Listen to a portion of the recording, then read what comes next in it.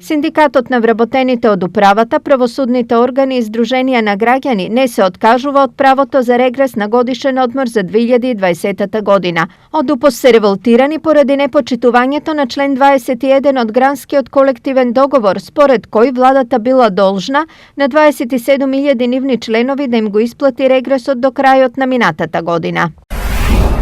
Од утре почнува етапната исплата на јануарските пензии. Во платниот промет и на банкоматите, пензиите ќе можат да се користат уште во текот на утрешниот ден. Сите останати кои не користат кредитни картички од банкарските шалтери ќе можат да си ги подигнат пензиите во период од 4 денови, согласно висината на пензијата.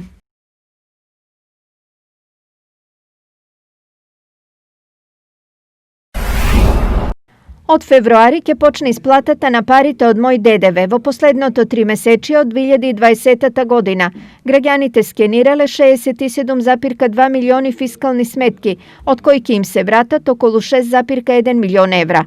Утврдено е дека дел од граѓаните немаат точна трансакциска сметка, а дел не се регистрирани на корисничкиот профил ЕПДД.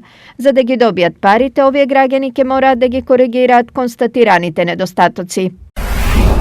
Угостителите во петок на средба со вице-премиерот за економија Фатмир Битики ќе бараат начин за решавање на нивните проблеми.